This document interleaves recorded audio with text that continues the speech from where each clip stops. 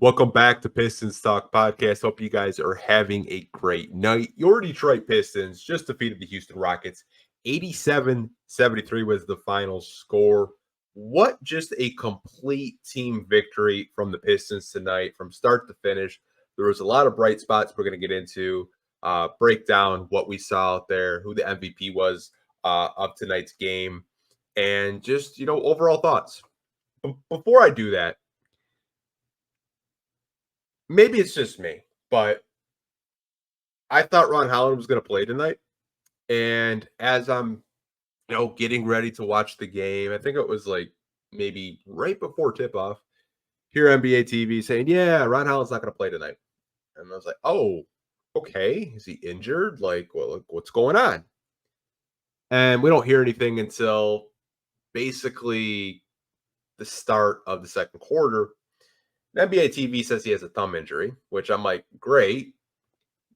He's got another injury. And I'm scrolling on Twitter and I see Amari Sankofa say, we just got done talking to a Detroit Pistons team representative. NBA TV misspoke. Ron Holland doesn't have a thumb injury. He's good to go. He will play tomorrow against the Chicago Bulls. The Pistons were just resting him. And I'm like, okay, cool. I had a mini heart attack. I thought he got injured, like right off the bat. I was like, great, he's already injured. But NBA TV misspoke, gave me a heart attack for no reason. Shout out NBA TV. But man, I just wanted to vent for like 60 seconds there. I was like, why isn't he playing? What the hell's going on? But hey, man, I guess it happens at Summer League. I guess what happens in Vegas stays in Vegas, right? But let's get into this team victory, right? Just amazing team victory from the Detroit Pistons. So I wanted to get into the team defense because I thought there were moments where it looked really good. Like the first quarter, first 4 or 5 minutes, it was a very low scoring game. I think it was like 6-6, like halfway through the first quarter. Donis Jenkins was locking people up. Bobby Klitman really took the task of guarding Cam Whitmore tonight, and he did a phenomenal job. He really did. Cam Whitmore shot 1 out of 15 from the field, only had 5 points. But Bobby Klitman was a big reason why Cam Whitmore had such a difficult time tonight against the Pistons. And a big reason why the Rockets only scored 73 points is because Cam Whitmore wasn't hitting shots. Reed Shepard struggled too. He was 6 out of 17 from the field. He had 15 points. So 2 of their most high potent players on the Summer League roster only scored 20 points on really low efficiency. And you got to tip your cap to Jarrett Jack. You got to tip your cap to Bobby Klitman, Donis Jenkins, and the Detroit Pistons Summer League roster for really priding themselves on defense tonight. The team defense, I thought, it was good. It was really good. And that's something that we saw in glimpses the first 3 games of the season last year when Dan Burke was on the roster, where the Pistons were playing like really, really good defense. And then they just stopped. But the defense tonight, I loved it. I really did. I did want to transition into the ball movement. Now, in the first half, there was a lot of shots that were attempted. They weren't going in, but the ball movement throughout the night stayed consistent. And that is something that I think a lot of us have been screaming for. A lot of us have been asking, like, man, why don't we move the ball side to side? Like, why are we doing like these 15-second just isolation possessions? They're so predictable to guard. Like no one's gonna, take us seriously because we're not, moving the ball side to side, like watching the ball swing. And like when I watched the ball movement tonight, it was absolutely beautiful. No one was standing around, no one was just stationary, no one was standing in the corner really. The player movement, just the unselfishness. It was just such a beautiful thing to see tonight. And again, you got to tip your cap to Jarrett Jack for getting these guys right. And it's so funny because when you talk about Summer League basketball, like a lot of these players haven't had that many practices together with each other.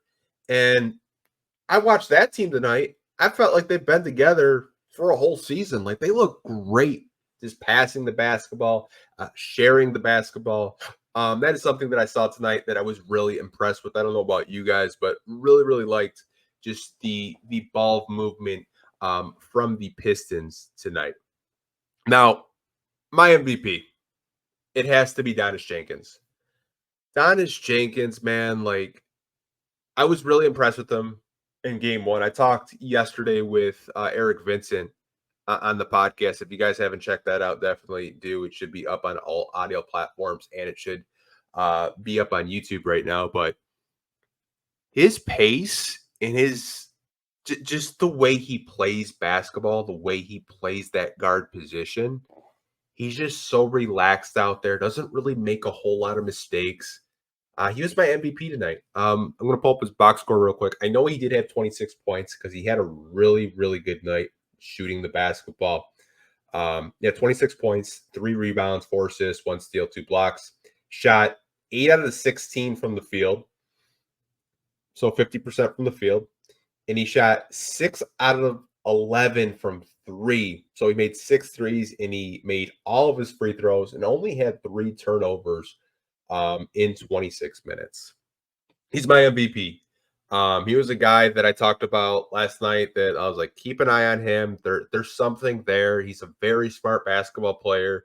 I just like his poise. I like the way he plays basketball. And this might be an overreaction because it is July 15th as I'm recording this. I think the Pistons may have found, dare I say, a backup point guard, maybe a third string point guard. He looks damn good, you guys. He looks really good. And when his shot is falling, you can tell when he's confident because he's just moving that ball. He's pretty fast too. Like I really like this two-way that the Pistons did give him because I honestly think Trajan may have found a gem in him. He's just such a good basketball player, and I've been really impressed with him in these 2 summer league games so far that the Pistons have played. But MVP for me. Now, before we do get into the second half of what I saw tonight, we do have to hear from our sponsors over at the Game Time Ticket app. You guys, I have to tell you about today's sponsor, the Game Time Ticket app. How exciting would it be to attend a Major League Baseball game this summer? Game Time is the authorized ticket marketplace of Major League Baseball, which makes getting tickets faster and easier. Prices on the Game Time app actually go down the closer it gets to the first pitch, with killer last minute deals, all-in prices, views from your seats, and their lowest price guaranteed. Game Time takes the guesswork out of buying MLB tickets. One of my favorite features within this app is the views from your seats feature. This allows you and shows you how close you're getting to the action before you buy your ticket to the event you're trying to go to. If you guys go over, download the Game Time app, create an account, and use the code CLNS. You're going to get $20 off your first purchase. Terms apply. Again, create an account and redeem the code CLNS for $20 off your first purchase. Download Game Time today. Last minute tickets, lowest price, guaranteed. And we're back. We'd like to thank Game Time for sponsoring today's podcast. We also would like to thank CLNS for sponsoring today's podcast. Now, we're going to get into the second half of this game because, the first half, the ball wasn't really going in outside of Donis Jenkins, who had 18 at halftime, really scoring the basketball. It was just, I could go on for like 30 minutes just about him because he's played so well, right? But the second half, we got to talk about Bobby Klitman. Bobby Klitman, holy crap. In the third quarter, you guys, he did miss it. I think he maybe missed 1 3. Like, he was hitting his threes, and when they tried to run him off the 3-point line, he's doing like backdoor cuts. I'm like, this kid's a 2nd-round pick. I see why the Pistons gave him a standard contract. He's got to be in the rotation. And it might be an overreaction because it's only 2 summer league games. But the 2 games that I've seen out of him, when the Pistons were down versus the Rockets, Bobby Klitman just like, okay, I'm going to take over. I'm going to get us back in this game. And he did. I think he had like 13 points, like 13 straight points for the Pistons, had a bunch of threes, get to the free throw line, backdoor cuts, all that stuff. Like, so many good things from him offensively tonight. And I talked about earlier about his defense on Cam Whitmore. He's just a 2-way forward that can knock down shots, play make, defend. Like, such good value for the Detroit Pistons, getting him in the second round with the 37th overall pick and trading up to get him, by the way. So obviously the Pistons did their homework on him, and he's just, to me, I think he's kind of like the star of the Detroit Pistons summer league team so far. He's the guy that I think my stock in him is very high. Would not surprise me if we see him in a maybe 10-man rotation under JB Bickerstaff. He keeps playing like this, JB's going to have to play him. He really, he really is. Like, Bobby Klitman is just an absolute stud. Something I did also want to get into is just like the energy out of the second half. Like, the Pistons brought way more energy out of halftime. Not to say that in the first half they didn't bring the energy. It just seemed like defensively they were like really stepping it up. They were locking people down. There was a point where Houston just could not score. It was like a 15 or 16-0 run. Like, the Pistons were just locking these guys down. And they took the challenge of guarding Reed Shepherd and Cam Whitmore and the whole Houston Rockets summer league team. But the defense was just locked down, and I think as a Piston fan, you see that you see a team just can't score the basketball like Houston tonight, and the Pistons were taking pride in their defense. I think that's what JB Bickerstaff was trying to say. Like, by February or March, you will see that Detroit Pistons basketball that a lot of the fan base loves. And I know it's a summer league game, but I kind of see the identity that this new Detroit Pistons coaching staff is going for.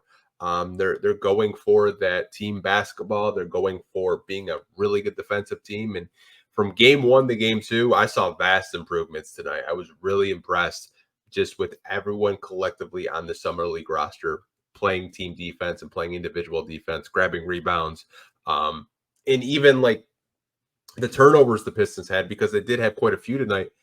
They were never really out of the game because they were playing solid defense throughout a 40-minute quarter, or 40-minute quarters, 40 minutes tonight in 10-minute quarters. Like, I was really impressed just with the commitment to playing defense, the ability of them just not giving up on a play. They didn't like, pout because they weren't winning the game. They were always in the game, and they just turned it on, and I absolutely love to see it. It's something I really didn't get to see too much last season. There were stretches where they played good basketball, but I didn't really see stretches like I saw tonight of them just being locked in at the defensive end of the floor. And that's something that I think a lot of you guys were, if you do go back and watch the game, you'll see what I'm talking about. Just the commitment level, the effort, diving on the floor for loose balls, all that good stuff that we all love from our Detroit Pistons.